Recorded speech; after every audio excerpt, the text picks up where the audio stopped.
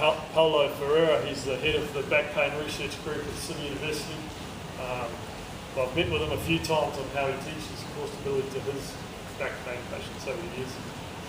He's developed a rating scale for people's ability to draw in the deep stomach muscles. Okay, it's something you may be able to use initially with clients. Again, it's in your appendix.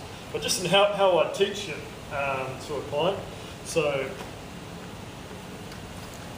basically, I talk to the client about how, when I'd give them that spiel about the research on back pain and how the deep stomach muscles don't necessarily just switch back on, and how you need to retrain them.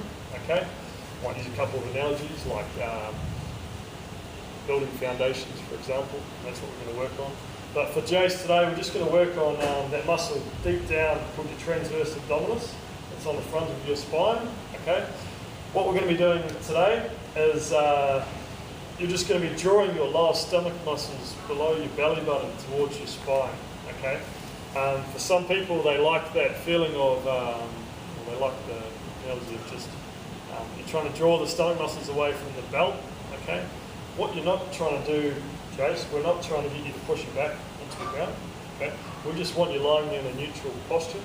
If you find that there's someone that's like really, really orthotic, you might place a little towel under their back just to get to relax their back muscles. I'll do it. But for Jace, I've done some stuff with him before, and he's all good. So when you do this, Jace, when you're drawing in these lower stomach muscles, I don't want you to go and hold your breath and tense them, okay? And you're not trying to go push it all out. Okay, we're just going to be gently trying to draw your lower stomach towards your spine. Okay. Then I'd get the client to put their hands down by their sides. Okay. I'd find the front of their pelvis, the ASIS. There's two knobbly bits that stick out. You guys are going to get a chance to try this on each other in a sec. I'd go in 1 centimetre and down 1 centimetre. Okay. And then I'd say to them, like if they've never done it before, it's always quite a hard thing to pick up. Some of the younger people find it a little bit easier. So I'd go in and down 1 centimetre and say, okay, Jace, can you show me how you'd just draw your lower stomach towards your spine for it? And then relax. Okay. So most people, when they do that, will draw in quite hard. Okay, they'll draw in really hard. And what will happen is that these muscles on the front, your rectus abdominis and your obliques will all tense up. Okay. And also, if they go in really hard, it can flare up some of those erector spinae, those muscles on the outside of your back. Okay, so I'll say that if they've gone really hard, I'll say, okay, Jace, what percentage was that? And you might say, oh, it was about 50% effort. Okay, and just to get the point across to the client, I'll say, okay, can you just show me 100%, Jace? So show me a really hard one. Yeah, I'll stop there. So when people draw in too hard, those muscles will all fire. They'll find it hard to breathe, and people can't actually hold that contraction for a long period of time. Okay, so I'll just say, okay, that was 100%. All right. Now I want you to try it in your motor skills. Okay, if you train this enough, it can become automatic in your training. Okay, it gives stability throughout all your exercises. All right. So things I'm looking out for is that under my hands, I'm just after a gentle increase in pressure under my fingers. Okay, if it's really intense and really bulgy, then they're probably using their oblique muscles too much. Okay. What I'm also looking for, and it's part of that rating scale up there, I'm also looking for, can Jace do that at a low level without contracting some of these muscles? So I might have one hand on here and say, Jace, can you draw? I'll just check here, does this feel really tense? Do the obliques feel really tense? If they do, they're probably going a bit hard. Okay. The next level I'll look at after that is I'll usually get a couple of, go for weights today, I usually get a couple of books. You can use your hands, but you've got someone with a large bust, just don't get in trouble, boys. But generally, I'm looking at their breathing as well. So you're checking, look, are they using these muscles on the outside too much? but also can they do this while breathing? Can they use their diaphragm correctly? So then I'd say, look, okay, Jace, can you draw in for me? Can you hold that draw in while breathing? Then you're looking at, look, these weights are a bit tough and you kind of have to get quite down, but you're looking at, does the bottom weight move as well as the top one? And if people are really tense, these back people I see really tense, you'll find sometimes they're just breathing all the time from the upper chest, okay? We ideally want people breathing from both. Good catch, huh?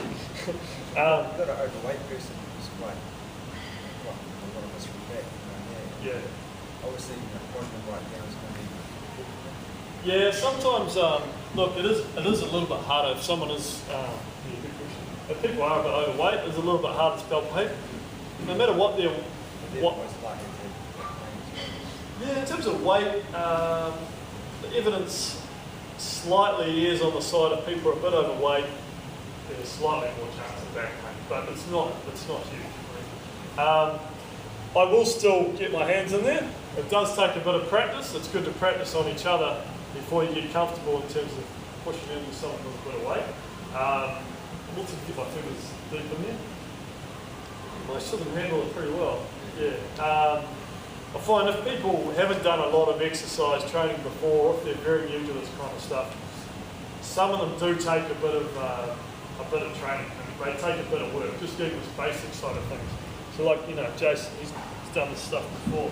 But if I had someone come in and they're really struggling with this, sort of drawing in and holding straight away, my initial, the very low level type of thing, I'll be saying, okay, Jason, can you just do a breath in, and on your breath out, I just want you to draw in for me. And when you breathe out, and I'm just after a slight contraction, and then you stop there. You don't try and get them to hold. You just want to get a bit of a flicker of muscle. And even if these people, look, at start, yes, I want to narrow people down to like a 10-20% contraction, because that's a lot more sustainable to do all day when you're doing all your tasks. But I still might start people at like 50%, just to get them the idea that they've actually got some muscle there to contract. Half the people you'll see, they do this, they go away and do it, and they come back a couple of days, they're like, oh yeah, it feels a bit funny down there. And they're like, some people, they've never used these muscles before in their life, okay? They don't have a clue how to use it, all right? So for some, you do need to spend a bit more time than others, okay? What I want you guys, actually one other thing before I move on. So that's just mainly the transverse abdominis. As I said, it has those connections to the multifidus via the tissue paper. I won't necessarily train that multifidus on its own. It can be trained in a similar way, or similar cues. Because of those links, I won't specifically train it by itself. Also because unless I have like ultrasound machines or things like that, I think it's very hard to palpate your multifidus, especially muscly people, on their back, okay? Very hard to tell if you're actually drawing that in or not. But I will, maybe not first session, but look at some pelvic floor training as well. So I'll just touch on how I teach that.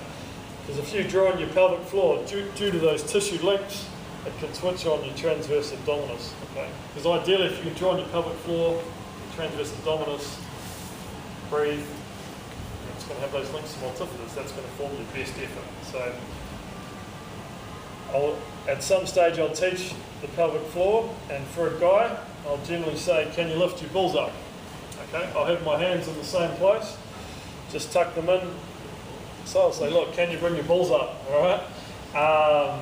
You're trying to, or can you bring your sit bones together? It's a neutral one for men and women. Can you, for women, can you bring your inner muscles to the core, or can you stop the flow of urine? There's just some cues that help some people, okay?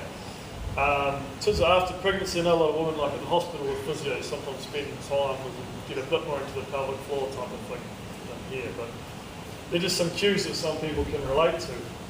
So you can also feel in the stomach, if people bring their balls up or whatever, you can feel a little bit of tension on the thing as well, because of those connections of the fascial tissue paper. Okay. So So if someone's really struggling just drawing in the stomach, you might try the downward force pump as well. Generally, to get that optimal core, that optimal deep core, I'd have people try both. Okay. Now, what